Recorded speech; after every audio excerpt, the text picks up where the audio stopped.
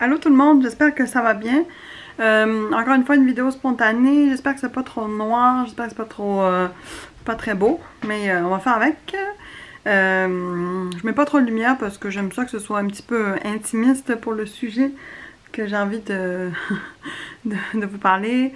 Je me sens bien avec ma vidéo d'hier sur le fait que j'assume bien maman marginale et musicienne. Fait que maman musicienne et marginale. Fait que je sais pas, on dirait que ça a débloqué quelque chose, puis j'ai envie de faire des vidéos genre vraiment random, comme d'habitude. Et ceux qui aiment me suivront, ceux qui aiment pas me suivront pas, c'est pas grave. J'ai un petit bouton là, on va faire abstraction. Alors, vous avez vu le titre de la vidéo, c'est ben je vais probablement écrire le nom Eyota Standing Bear. Oh, je suis vraiment floue. Ok. Eyota Standing Bear, ours debout, de Unité 9. Donc, c'est un des nouveaux personnages, qui vient d'arriver. Et personnellement, c'est un personnage qui m'a chamboulé. Vous savez à quel point je suis comme vraiment avide d'informations puis de renseignements sur la cause autochtone. Et de voir ce nouveau personnage arriver, je me suis dit tout d'abord, enfin, ça fait à peu près 6 ou 7 saisons que Unité 9 existe et c'est la première fois que l'on voit un personnage autochtone dans le rôle d'une autochtone qui arrive avec tous les passés, les blessures qu'elle a vécues, le racisme à son égard. Sans spoiler, je veux... Si je me souviens bien, hier, on a entendu une phrase comme peut-être que dans ta réserve, on monte son cul pour faire son intéressante, mais ici, c'est pas comme ça que ça marche. Et elle s'est fait battre par un des IPL. Donc, on voit le racisme, l'acharnement, la non-compréhension, on voit le passé douloureux, on voit aussi la condition dans laquelle ces personnes-là arrivent de par tout l'historique. Et puis je vous invite vraiment à lire le livre de Marly Fontaine que je vous ai parlé, Ma réserve dans ma chair, donc la personne qui s'est fait tatouer le numéro de sa réserve pour sa fin de bac en art. Je vous invite à lire ça si la cause, si l'histoire et le présent autochtone vous interpellent. C'est un début parce que c'est un récit autobiographique, ça se lit très bien, très vite, et ça donne vraiment une belle étendue de comment ça se passe en vrai. Vraiment, pas par les yeux des occidentaux, je suis floue, mais qu'est-ce qu'elle a ma caméra? Mais je vais essayer de me bouger un petit peu. Mais dans les yeux des personnes qui vivent vraiment... Hey, je suis vraiment floue, je m'excuse. C'est mieux là? Ok. Mais vraiment par le récit des personnes qui vivent ça. Alors, pourquoi je dis enfin après 8 ans? 7 ans, 8 ans, on est heureux d'avoir... je suis heureuse de voir enfin une autochtone débarquer. C'est parce que en allant voir tout simplement le site de Radio-Canada du 14 janvier 2016, donc ça fait à peu près 2 ans de ça, on peut voir que la présence autochtone dans les prisons accote 25%. C'est-à-dire que sur toutes les personnes emprisonnées au Canada, oui, il y a une méchante tempête de neige là. Sur toutes les personnes emprisonnées au Canada, 25%, tous sexes confondus, sont des personnes autochtones. Et dans la prison des femmes, donc je cite, ça vient pas de moi, les statistiques sont encore plus alarmantes pour les femmes autochtones. Elles composent 36% de la population féminine des pénitenciers. C'est bien plus que le tiers. C'est vraiment quelque chose. Alors, l'idée est de se poser la question, dans une série aussi populaire que Unité 9, qui parle d'une prison carcérale, un milieu carcéral féminin, il a fallu attendre 7 ans, ou 6, ou 5, je sais plus, pour avoir une personne autochtone dans son rôle, donc le rôle d'une autochtone emprisonnée, alors que 36% des occupatrices des milieux carcéraux au Canada, puis toutes les prisons, je pense, sont fédérales, sont des femmes autochtones. Fait que, wow! ça a pris du temps. Comme toute chose, on est content quand ça arrive, mais ça a pris du temps à arriver. Je salue vraiment, je pense que c'est Danielle Trottier, l'autrice de... Parce que d'avoir osé, puis enfin osé, parce que sur toute la télé québécoise, on compte sur le doigt de nos mains le nombre de rôles autochtones qui sont pas juste des figurants de la Nouvelle-France, là, tu sais, des figurants qui se font shooter ou whatever, mais qui sont vraiment des rôles dans le présent, au Québec, au Canada, dans la vie sociale, alors que là, il y en a, surtout dans le milieu carcéral. J'ai lu que c'était 5% de la population canadienne qui était autochtone, mais j'ai du mal à le croire. J'ai vraiment du mal à le croire. Il y a eu une grosse job, ben, dans le sens que si c'est ça, je trouve ça grave. Je trouve ça grave que les Premières Nations sont les personnes qui ont fait naître... ben, c'est les premières à avoir civilisé, entre guillemets, à leur manière, ces terres. Et avoir organisé une espèce de rythme biologique autour de ça. Puis que maintenant, genre peut-être 500 ans après, il reste 5% de la population. Donc, voilà. Je voulais juste dire que je suis tellement contente qu'on ait ce personnage. Cette femme est magnifique. Puis elle joue tellement bien. Dans la vraie vie, là, cette actrice-là, c'est une artiste. Je pense qu'elle écrit, fait de l'art coup de poing, ou c'est Marley, je sais plus. Mais la seule raison pour laquelle... La seule raison pour laquelle elle a accepté ce rôle, j'ai lu une entrevue sur Internet encore, la seule raison pour laquelle elle a accepté de faire ce rôle-là, c'est justement parce qu'à la télévision québécoise, il y a un manque cruel de diversité, de 1, et de 2, il y a un manque absolu de figures autochtones. Donc, les personnes, les autochtones, ne sont pas...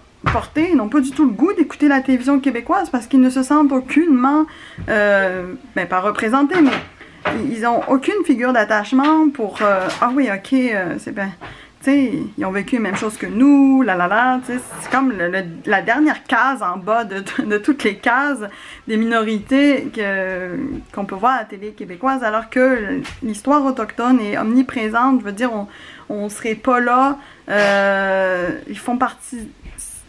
Ça fait partie de l'histoire, ça fait partie du futur. Il faut absolument que ça soit conscientisé, intégré, parler. Tout ce qui s'est passé, puis tout ce qui se passe aujourd'hui sur, sur le rapport entre les Blancs et les Autochtones, dans le sens que il y a eu une barbarie reconnue à moitié, et maintenant il y a une espèce de statu quo qui fait que il n'y a rien qui avance en ce sens-là. Donc, si vous êtes un moindrement touché par ça, je vous conseille de lire Marley Fontaine.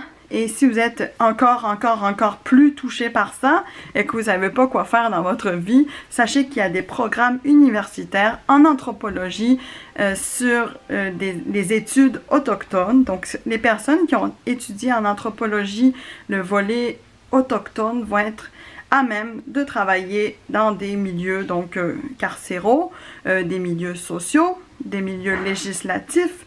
Je connais quelqu'un qui a eu ce diplôme en anthropologie volet autochtone et qui est maintenant avocate en droit des autochtones. Et ça, il en faut. Alors après, c'est sûr que c'est délicat quand ce sont des Blancs qui viennent sauver les Autochtones ou qui viennent représenter. Il faut vraiment que ça se fasse avec délicatesse, avec conscientisation et médiation. Mais ça existe. Puis le fait que les Blancs, moi j'aime pas dire ça, mais je vais le dire pareil, les Occidentaux, je mets toujours des guillemets, s'imprègnent de tout ça, de l'actuelle société avec les Autochtones, font des études là-dessus, ça peut ouvrir des métiers. Par exemple, si les professeurs au secondaire commencent à avoir un certificat en études autochtones ou en histoire autochtone, l'intégrer avec les œillères, pas avec la vision coloniale, là, mais plutôt avec la vision justement minoritaire, de comment on se met à la place d'un peuple qui a été colonisé avec une telle violence.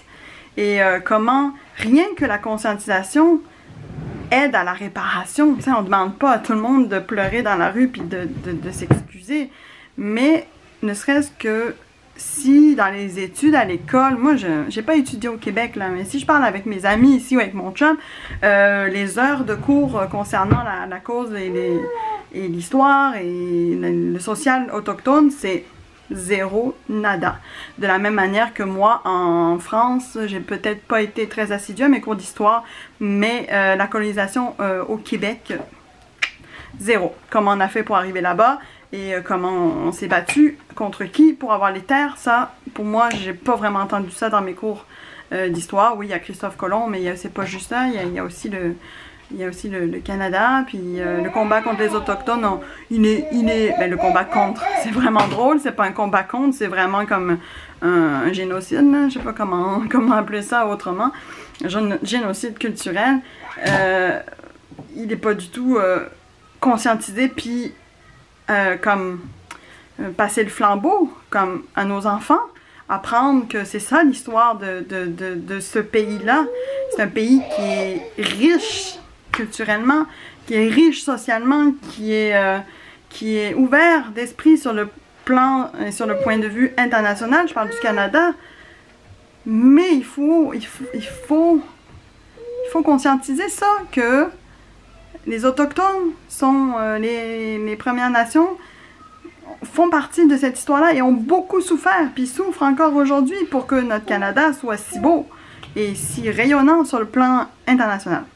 Donc, bien sûr, il y a les petites larmes de Trudeau qui ont fait sourire certains et certaines, mais c'est pas juste ça, c'est pas un premier ministre qui va brailler à la TV pendant 3 minutes. Non, c'est des programmes d'études, c'est la conscientisation à l'école, c'est un quota et un ratio sur le plan culturel, artistique, sportif.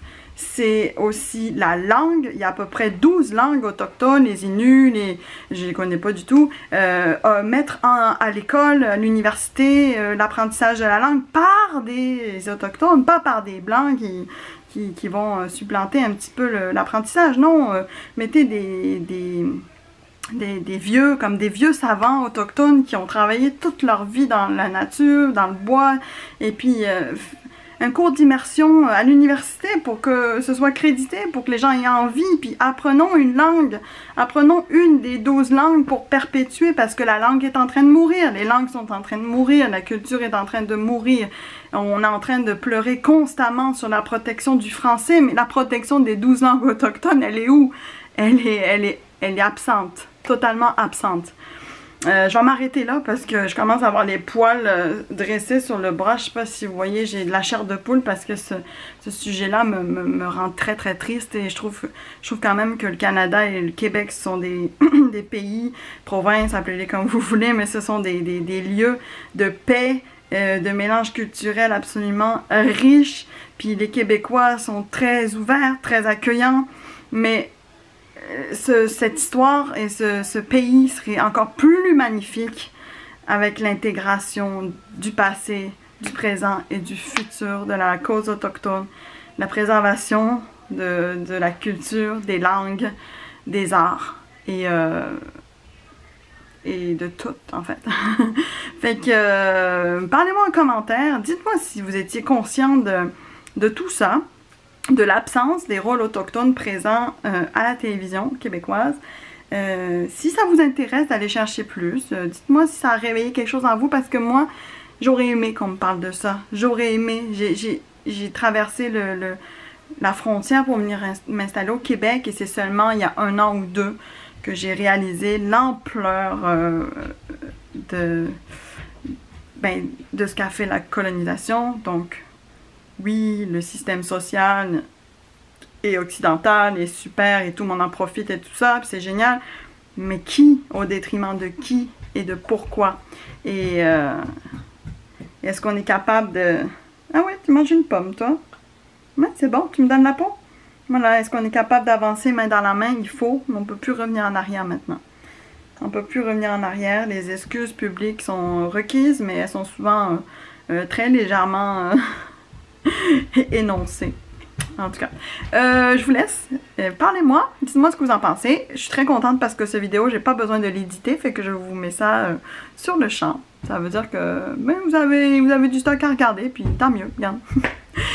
Bye, à plus tard. Ben, à bientôt. Vous aimez ça, vous, les vidéos spontanées comme ça? Moi, j'aime ça. Bye!